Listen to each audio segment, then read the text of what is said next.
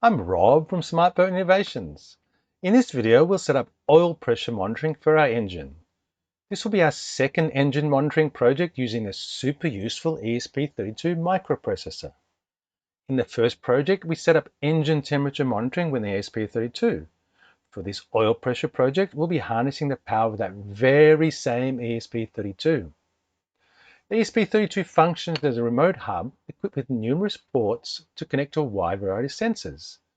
In our case, it will connect to temperature and oil pressure sensors. It will collect data from these sensors and transmit it wirelessly to our central system, a Raspberry Pi running Home Assistant.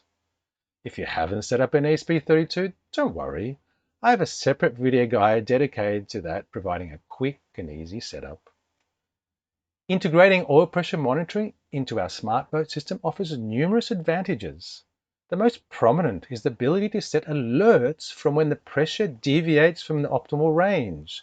These alerts can trigger various responses, be it sounding an indoor siren, outdoor horn, flashing lights, or pushing notifications to our display devices such as tablets and phones. While many engines come with a built-in oil sensor alarm, they often lack the volume to be genuinely effective. Can you hear yours when you're up at the bow watching dolphins?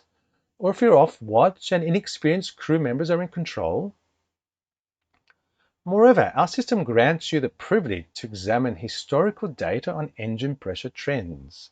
This insight lets you monitor and evaluate variations over time, giving you a comprehensive view of the engine's performance and health. I spent considerable time brainstorming the best approach to monitor oil pressure. For the engine temperature project, we incorporated additional temperature sensors alongside the engine's built-in one. Initially, I planned to adopt a similar approach for the oil pressure by introducing a separate dedicated sensor using a T-fitting. This T-fitting was designed to house two distinct oil sensors, the existing oil sensor from the engine and another dedicated exclusively to our smart boat. However, space constraints around my engine prevented the addition of the T-fitting and an extra sensor. And given the reliability of standard oil sensors and my desire not to disturb the existing setup, I decided to utilize readings from the existing sensor for our smart boat project. If you're contemplating the T-fitting route, be assured that this guide remains wholly applicable. In our project, we'll be using the compact INA219 device. It's available for about $2 from AliExpress. It's straightforward. All we need to do is connect a single wire from our INA219 to our pressure sensor, link the INA219 to the ESP32, and then do some basic configuration in Home Assistant. So let's get started.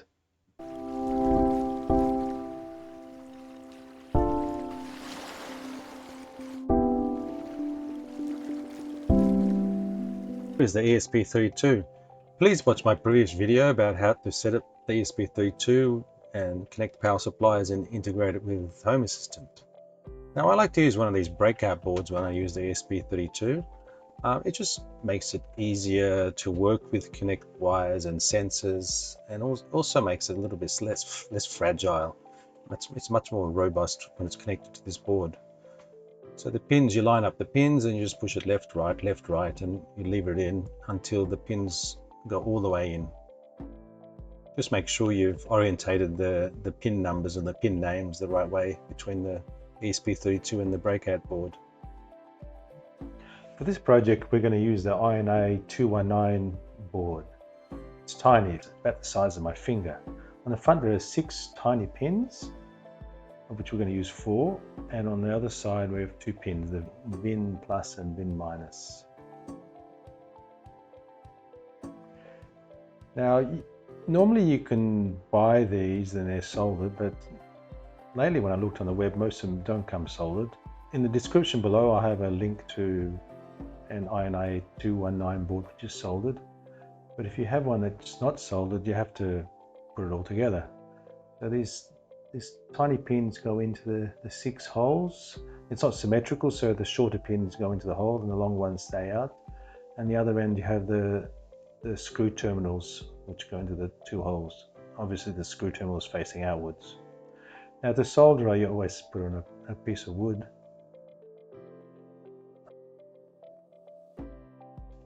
Now before I solder it, I'd like to just put it on something. Here's a bit of blue tack or Play-Doh from your kid's room. So unless you have 3 hands, it just makes it easy to solder. So what you do is you just touch the soldering iron when it's hot onto the pin, let it heat up for a few seconds, and touch the solder onto the pin as well. So you heat the pin up for a few seconds and then touch the solder to the pin. And it's quite quick. Don't add too much. Make sure it doesn't flow from one pin to the other. But it's not too hard. You can do these really quickly. We do these 6, and then the other side we have the 2, the VIN in, the VIN plus and the VIN minus.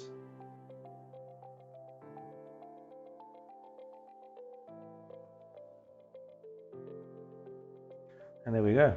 All the pins are soldered on. If you don't like this, just buy the one that comes pre-soldered. You just check all the pins they're solid, they're not moving around, so we've done a good job. So when I do this sort of work, we're connecting to an ESP32 and to this board, I like to use these DuPont cables or breadboard cables. You can buy a bunch for not much. I like to select the colors which sort of match the project I'm doing. So here we can have red for the +3 volts and green for the ground. And then there are 2 data pins there, the clock and the data. And we'll just use 2 different colors for that, maybe a brown and a yellow. So the pins from left to right, the first pin is the power pin. I think it's enabled VCC, so it's going to be 3 volts. That's going to come from the ESP32. You just push these into you just push the DuPont cables down into the pin. They're a tight fit, so you just got to wriggle around a bit. The next one is the ground one, which is the next pin to the right. And the pins are labeled on the board. The third one is the clock pin. So there's this two cables which send the data to the clock, and this fourth one, which is the data pin.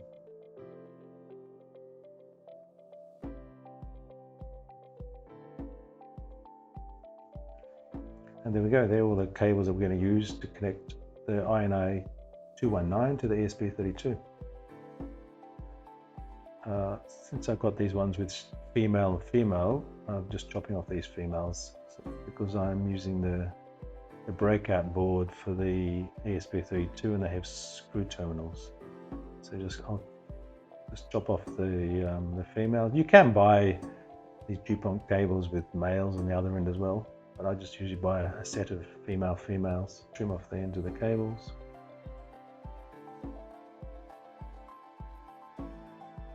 We have the ESP32, which is left over from our engine temperature project. So we're going to reuse the same one. That's the beauty of these ESP32s. We can add many sensors to them. So basically the plan is to have one for the engine monitoring, and we're going to add all the sensors to that same ESP32. We connect the cables here. First one is the ground cable. So the brown is the clock cable that goes to pin 22. The yellow is the data cable that goes to the pin 21. And the red is the 3 volt that goes into the 3 volt pin. This is the same one we're sharing with the temperature sensor.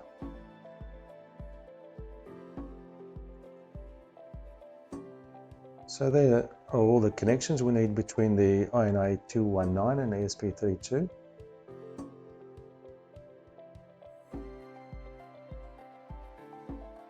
So now all we have to do is connect the INA219 to our engine oil pressure sender or sensor. And to do that, we need to connect this red wire.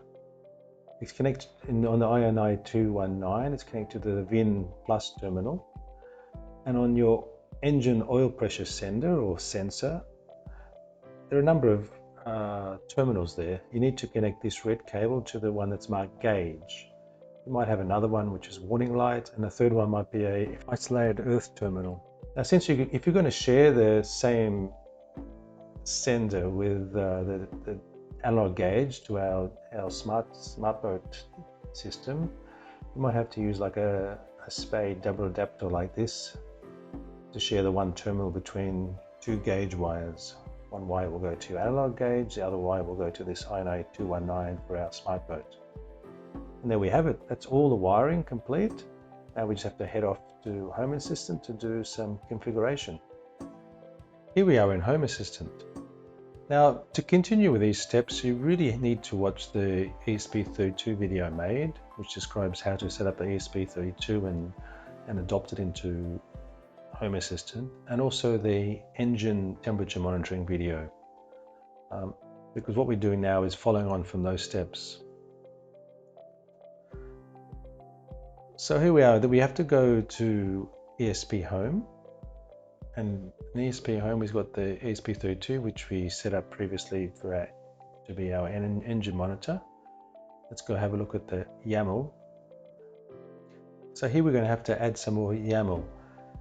So I've written the YAML we require. It's over on my web page, smartboatinnovations.com.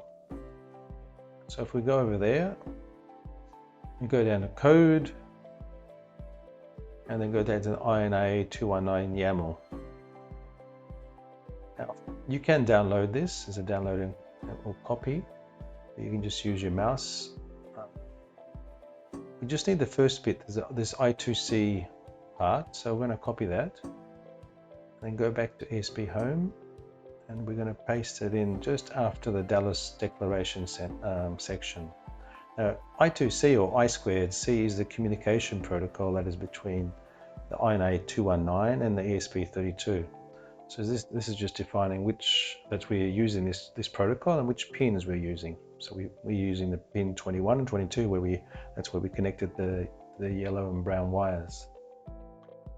So after the sensor, we also need to add some YAML. So if we go back to my web page, we need to copy this platform declaration of the INA219 and we'll put it under the sensor.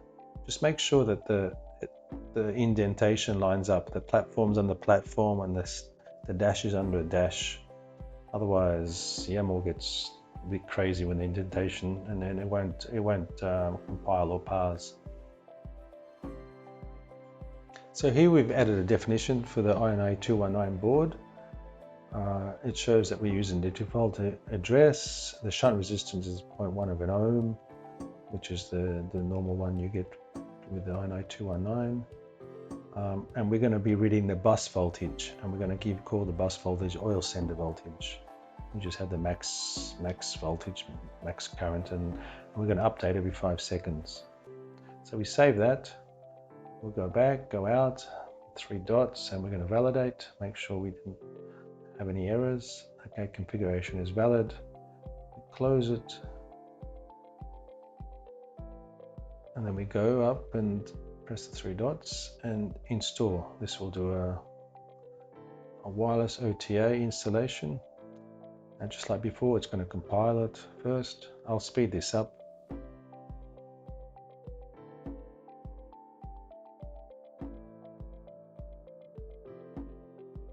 Okay, so it's success. Now it's going to upload the code to the ESP32. And it's successful. And then if we stay on here, we'll see the logs come out. Let's just see what the logs are. We haven't got the engine connected, we haven't got anything powered up. So it's come up and says the oil sender voltage is 0.00 volts. That's quite good, that's expected. And we have our temperature from our engine temperature.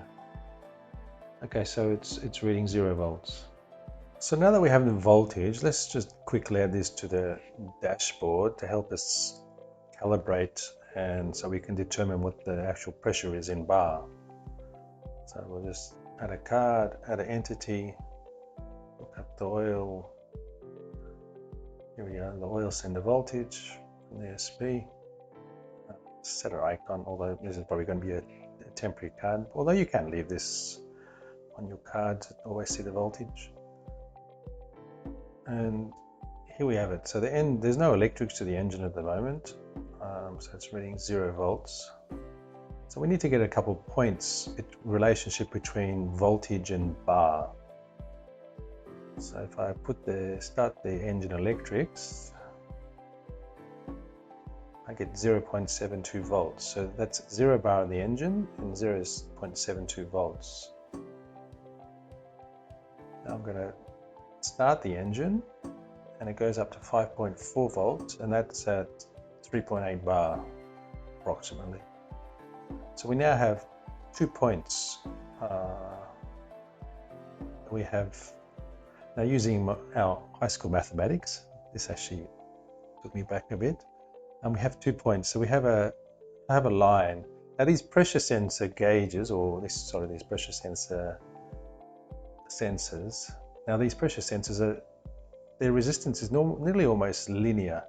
So we can use some basic mathematics here to determine what the pressure is from the voltage. So we have to derive a simple formula. So we have these 2 points. The 2 points, the red dots, is when it's at 0 bar and 3.8 bar. And this little formula I put together down here is, so you have to plug in the start voltage, which was 0.72 in our case.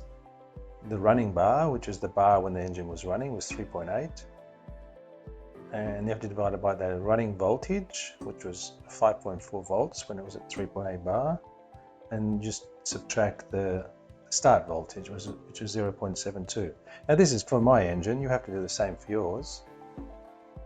And then we end up having a formula at the bottom, which is voltage minus 0.72 multiplied by 0.812. So basically that means that the slope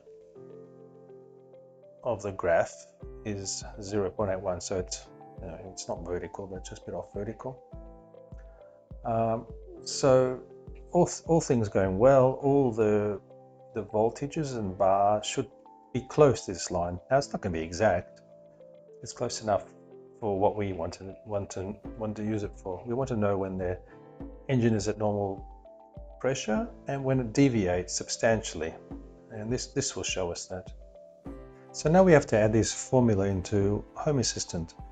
There's a number of places we can do this. We can do it here in ESPHome, like I'm going to show you, or you can also create a template sensor and put in your configuration.yaml inside Home Assistant. But since we're all dealing with ESPHome, let's just do it here. So we'll go Edit. If we go down to the end of the YAML, if we go across to my web page, I've got a little code snippet that has this formula in it. So we go up to Code, go down to the oil pressure template YAML, and we need all of this, so you can download it to a file you like, or I'll just copy it. And then we have to edit the YAML, go to the very end, make sure the cursor's on the first row, and paste it in.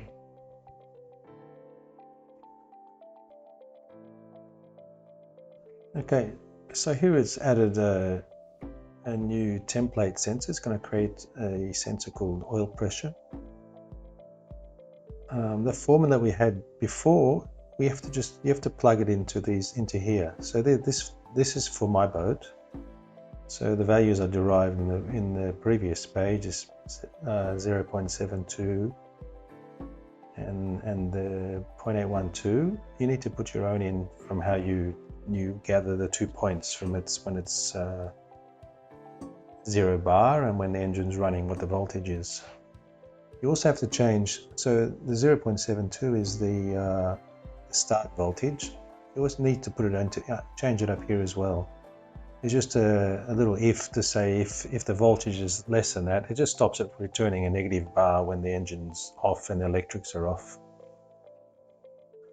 So we save this and let's go back. Always validate. It's all okay. Close. and install wirelessly OTA. This will take a while, so I'll just speed it up.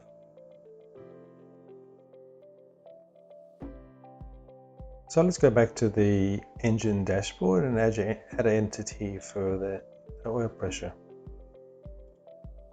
Dashboard, add a card. In this case, let's make it a gauge. I don't know what it is, oil pressure.